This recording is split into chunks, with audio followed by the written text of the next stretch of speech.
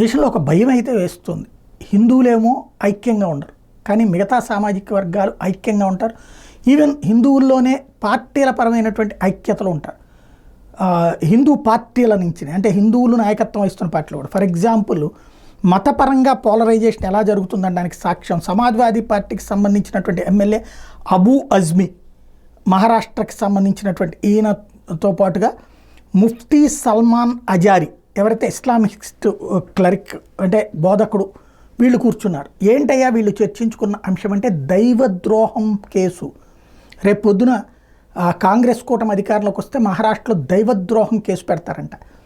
రేపు పొద్దున భవిష్యత్తులో ఎన్డీఏ కూటమి దేశవ్యాప్తంగా వస్తే అదే పెడతారేమో. దైవద్రోహం అంటే పాకిస్తాన్, బంగ్లాదేశ్, ఆఫ్ఘనిస్తాన్ లాంటి చోట్లన నీకు హిందువుల్ని, బౌద్ధుల్ని, జైనుల్ని అల్లాని గురించి ప్రార్థన చేయమంటారు. నేను ఆ మతస్థుని కాదు, నేను అది ప్రార్థన చేయనంటే అదిగో నువ్వు దైవద్రోహం, మా దేవుడికి దైవద్రోహం చేసావు. నేను నా మతానికి సంబంధించి చెబుతున్నాను, నేను ఈ దేవుడిని నిందించట్లేదంటే, నువ్వు నా దేవుడిని అంగీకరించలేదంటేనే దైవద్రోహం అన్నటువంటి పేరుతో శిరచ్ఛేదాలు చేసినవి, దాడులు చేసినవి, చితకబాదినవి, తగలబెట్టినవి, చంపినవి ఉన్నాయి. ఇక్కడ అట్లా చేయకపోవచ్చు, కానీ ఆ సెక్షన్ల కిందన అరెస్టులు చేయాలన్నటువంటి కోణంలోకి తీసుకువెళ్ళాలనుకోవడం అంటే హిందువులు రేపు పొద్దున భవిష్యత్తులో భారతదేశంలో తమ భవిత ఏంటి అనేది ఆలోచించుకోవాల్సిన సందర్భం.